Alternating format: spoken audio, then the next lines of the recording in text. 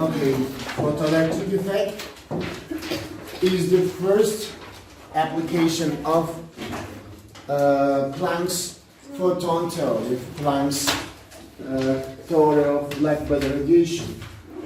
So after that, this experiment is done by Albert Einstein. So photoelectric effect is about how a material, a substance, can emit the light, the electrons. If you remember the models of the light, the first model of the light belongs to Isaac Newton, and according to his model, light was particles, stream of particles, until interference is observed. Diffraction is observed, so it's thought that light was a particle. But after diffraction and interference of the light, because diffraction and interference only belongs to the waves, and we said that, okay, they said that light is also in the form of wave. But this discovery didn't went so long. After this experiment, things has changed again. So what is this experiment about? So as you see, light is shining on the surface of a metal. This metal is generally a zinc metal or a sodium plate. And the light is shining on the surface of this metal. After this light is shining on the surface of the metal, it's observed that some electrons are ejected by the metal.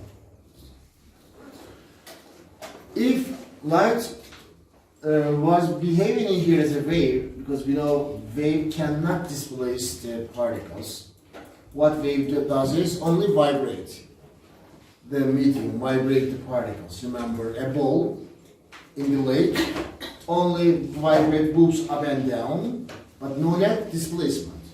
Wave does not cause a net displacement of an object, of a particle. If in here light was traveling as a wave, this ejection of the electrons could not be possible. But they are ejected. So for that reason, this experiment proves that light is also still, again, behaves just like particle. So when light, now from now on, Max Planck said that light is all electromagnetic radiation is composition of quanta. Quanta, now named as photon by Albert Einstein. And when light and photons strikes a metal surface, this metal can be, as I said, zinc plate or sodium, some materials, not all of them. For that reason, those metal surfaces are called photosensitive surface. And when the light shines on photosensitive surface, it is observed that surface gives off electrons, as you see. Electrons are escaping from the surface.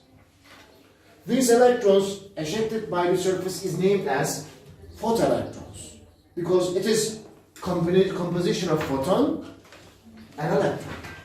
So photon strikes the electron, causes electron to eject it. That's why it's named as photoelectrons, but name has changed. Photoelectrons. Yani, as a result of the base phenomenon, some electrons will be removed from the surface. Name of these electrons are photoelectrons. And this phenomenon is named as photoelectric effect. Photoelectric effect. And as I said, it proves that light has particle-like characteristic. Then, yes, light has dual nature. Wave, interference proved that, and particle, photoelectric effect proved that. So, sometimes behaves just like a wave, sometimes behaves just like a particle, sometimes behaves both of them at the same time. For that reason, now light is, a new model is normally proposed, quantum model of light, which includes both wave and particle characteristic. So this experiment is done by Albert Einstein, as I said. He received Nobel Prize after this experiment in 1921. And he, in fact, extended Planck's photon theory. And what Planck said us, those postulates, remember, 7 postulates we wrote down. So it's used by Albert Einstein, and then on this basic, he did this experiment, he gave all his explanations. Maybe many people think that Albert Einstein get Nobel Prize because of E is equal to mc squared, because of the relativity of the time, because he has such great revolutionary ideas in physics. No, he got Nobel Prize by that simple experiment. That is Nobel Prize. So Einstein's photoelectric experiment result, and again classical predictions are quite opposite. Now we are going to make a table.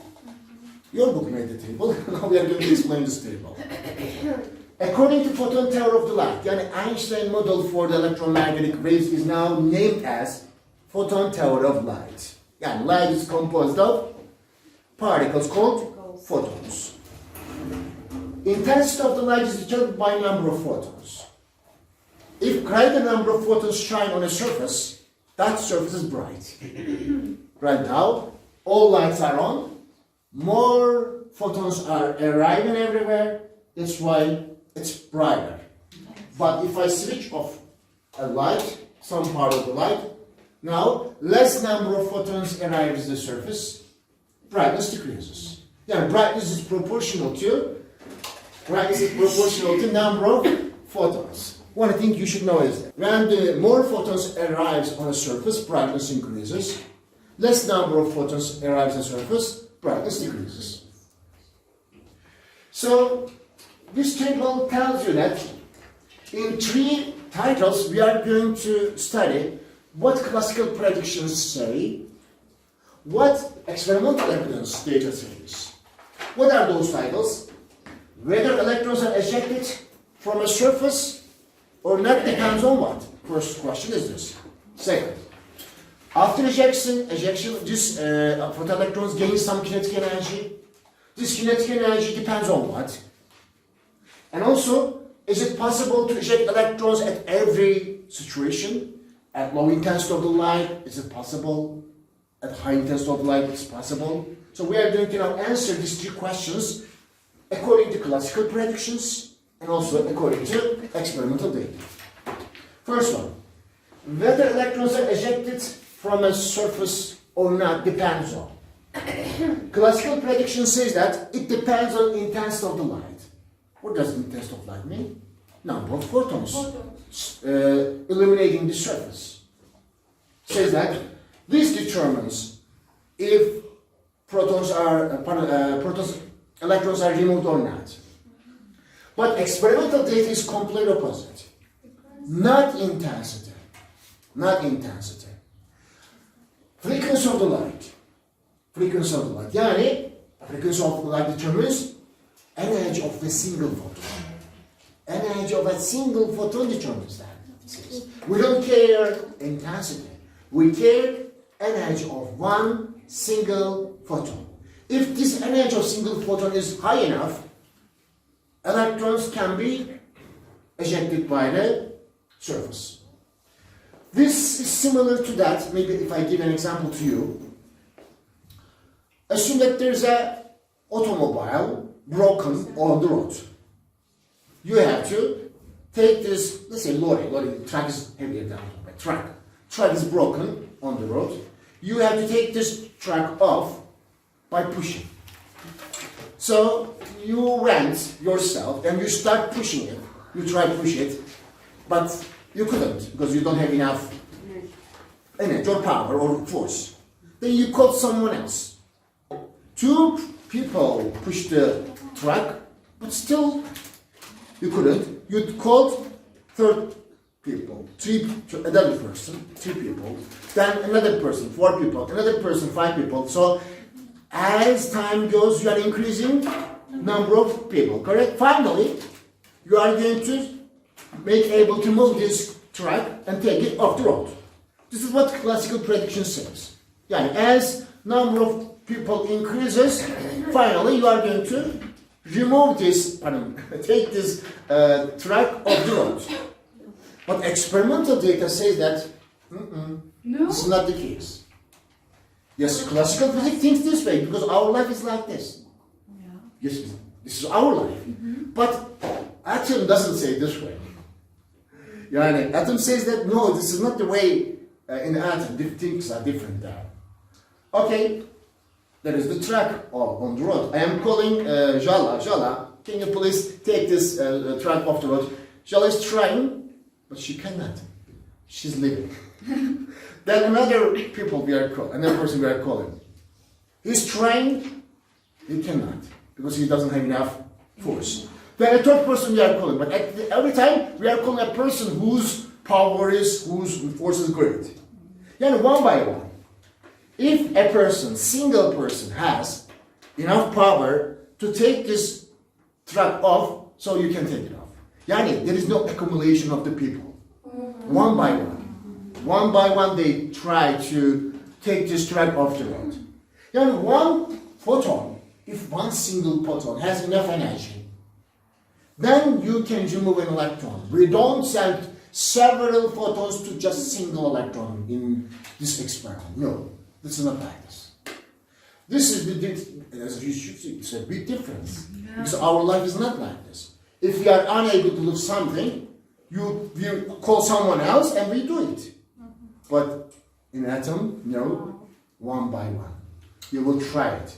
If you are strong enough, so then you can take the track off. You can remove the electron from an atom if just single photon has enough energy. That's why it depends on the frequency of the light, because frequency determines the energy of a photon. H times F. Remember? H times F. F. If great F, enough F, so then great energy for the photon, so that you can remove this electron from the surface.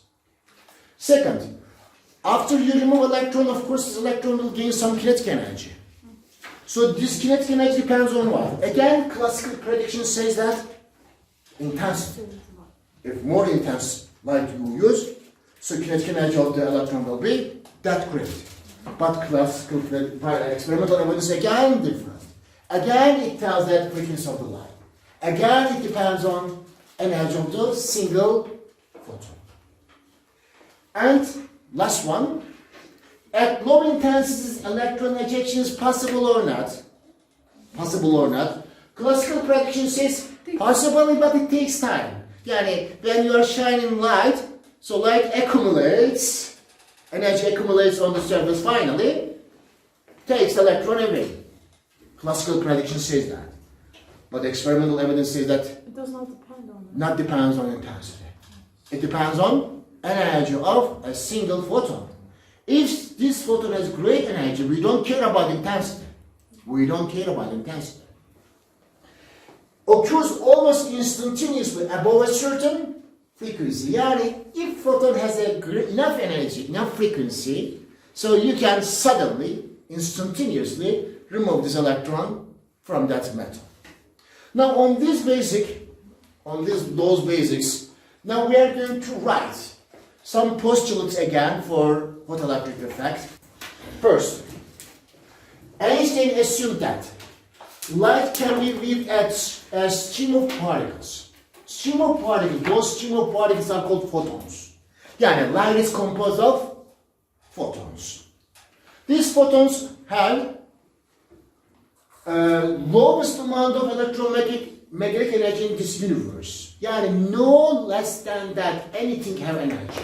Lowest amount of electromagnetic energy these photons has. You cannot divide a photon between.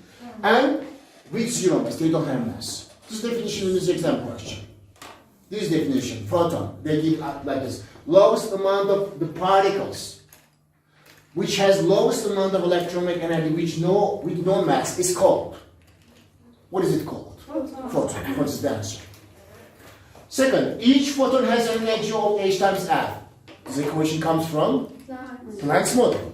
He's using Planck's model. Quanta. He said quanta? No. Albert Einstein said it's photon. H times F. You know what H is? Planck's constant. 6.63 times 10 to the negative 44. And F is the frequency of the light, or the frequency of the photon. Third one, each photon affects one electron. This is revolutionary. But classical physics says that no, we can send many photons to just single electron, but experimental evidence says that no, it's not that way. Every photon goes to one electron. Single electron, single photon. Third one. 4. In order to be ejected from a metal, an electron must escape from the metal by overcoming the force that binds it to the metal. Maybe we talked before about this. Every electron is bound to the nucleus of an atom with some energy. Every electron is bound to nucleus of an atom by some energy. They are revolving in circular orbits. Remember that? Yes. Outermost electrons stay bound with smaller amount of energy, but innermost with a greater amount of energy. So you can say force and energy, same thing, but energy is much better. It's a scalar quantity, easy to explain. So, if you want to remove electron from atom, you should give that energy to that electron. Assume that electron is bound to the nucleus by 10 joule. So, to remove this electron, you should give this electron 10 joule, then you can make it free. Then it's free to move. This binding energy first must be given to the atom. After that, atom will release this electron. So, that's why this photon, any photon must have that minimum energy. That minimum energy. A photon must have a minimum energy to escape an electron. This minimum energy is called work function of the metal.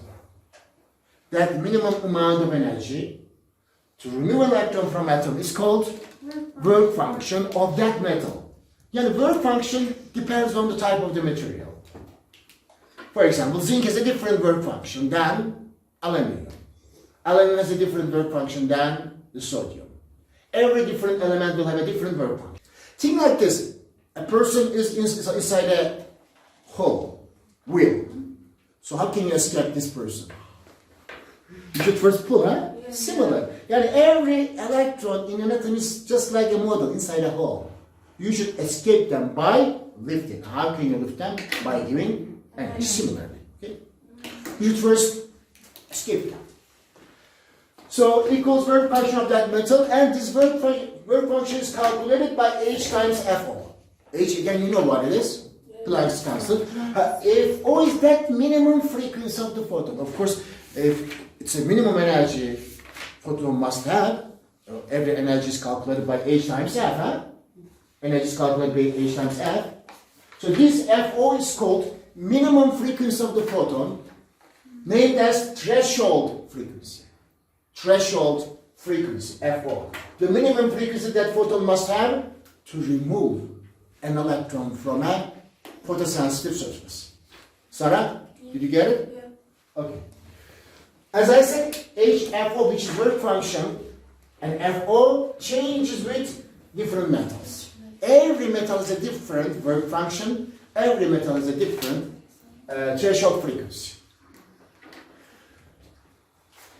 Then, photon must have minimum energy, HFO, to escape an electron from a photosensitive surface.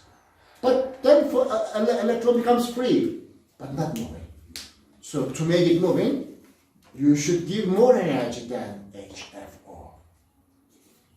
Now say that HFO is 10 volt, 10 electron, 1 joule, let me say it's joule. 1 joule for a metal. You have to give 2. You should give minimum 1. If you give minimum 1, you will make it free. But if you give more than 1, it will move. It will start moving. Yes, that's the point. Yeah, if you give 2 joule of energy, 1 joule is going to be used for removing, other 1 joule is going to be used for making it moving. So, if frequency of the photon is greater than threshold of frequency, then F is greater than Fo. Or energy of photon is greater than work function, then HF is greater than HFO. In this case, electron will be removed and moved. Removed and moved. If equal, only removed, not moved. Only removed. electrons are emitted instantaneously. However, if frequency of the photon is less than threshold frequency, to escape this electron you need 2 joule, but photon has 1.5 joule. Can you escape electron? No. If energy of photon is less than work function, or energy of frequency of the photon is less than threshold frequency, no electron emission. No electron emission. According to conservation rate, now we are going to write an equation for photoelectric effect. Energy conservation effect. Energy of the photon is used in 2 different purposes.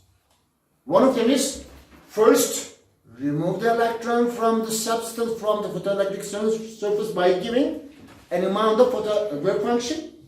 Plus, if you have additional energy, use this additional energy as kinetic energy of the photoelectron. Yani, energy of the photon is shaped by 2 purposes. One purpose is, first, remove it, make it free by overcoming the work function. Then, give additional energy to this electron as kinetic energy. Energy of photon is equal to work function plus maximum kinetic energy of photoelectrons. Yani energy of photon is H times F. Yes. Work function is HFO plus maximum kinetic energy of photoelectrons. This equation is known as Einstein's photoelectric equation. H times F is equal to HFO plus kinetic energy maximum. If we rewrite this equation, so to calculate kinetic energy maximum, I have to get this HFO as a minus. So kinetic energy maximum is going to be HF minus HFO.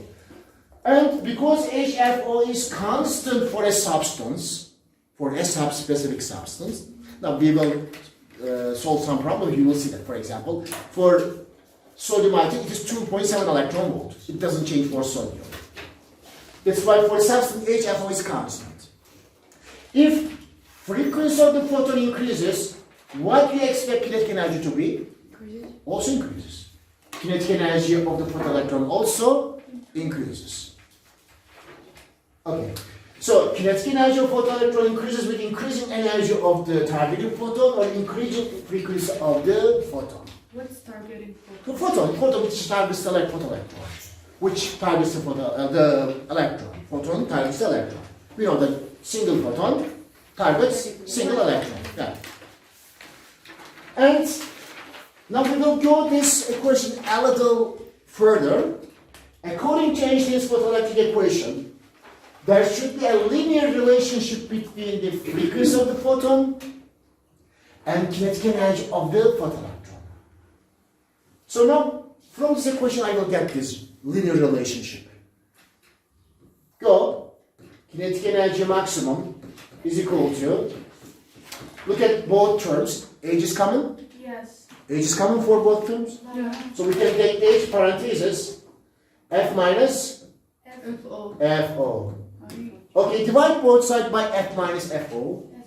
So H is going to be kinetic energy maximum divided by F minus FO. This is a linear relationship. Why? Because H is constant. H is constant, it's a Planck constant. What does it mean? If this increases, denominator, numerator must proportionally increase. If denominator decreases, numerator must proportionally decrease. So kinetic energy maximum will be represented by y-axis. Frequency of the light will be represented as x-axis. When I draw this, we will get this linear line. Linear means, straight, not curved. So this line is, slope of this line will give us, because slope is, slope calculated by delta y or delta x we said, but now we say delta. In here y, in y we have kinetic energy. X we have frequency. So delta change in kinetic energy divided by delta F is the slope which is equal to? Teacher. Yeah. So when we have a work function, how do they get the additional energy? Photon. Photon. How does the photon have Yes. additional energy? By changing the type of the radiation. For example, ultraviolet will have a greater energy than infrared. X-ray will have more energy than the ultraviolet. Use different types of the radiation. Alright, now we will solve some problems and we are going to see that. Light of frequency. Yes, this time frequency is given at 10 to the power of 15 Hz. Illuminates a sodium surface. As you see, sodium is given. Of course, this sodium will have a specific work function. That's the question. One of the questions is this one, most probably. The ejected photoelectrons are found to have a maximum kinetic energy of 1.78 electron volt. This is kinetic energy maximum. Of course, electron volt will be calculated, converted to joule by multiplying 1.6 times 10 to the power negative 90, because in calculations we don't use electron volt. Find the threshold frequency, FO is the question. For this metal, H is given. Now let's write Einstein photoelectric equation.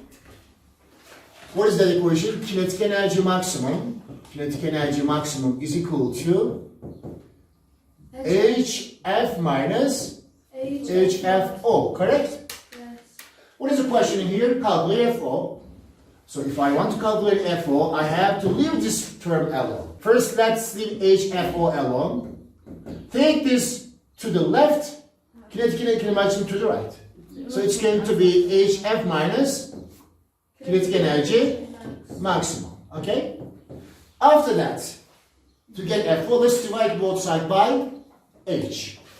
Divide by H, divide by H. H will simplify. So FO is going to be HF minus kinetic energy maximum divided by H. No, they cannot cancel this way because there's another term. Yes. If one single term you can cancel, but if there are two terms, you cannot cancel. So let's write them. H is how much? 6.63 times 10 to the power of negative 34 multiplied by F is given as 10 to the power of 15 minus kinetic energy maximum. How much is kinetic energy maximum? 1.78, but this is electron volt. Times. I have to convert it back to joule. 1.6 times 10 to the power of negative 19. So this is numerator.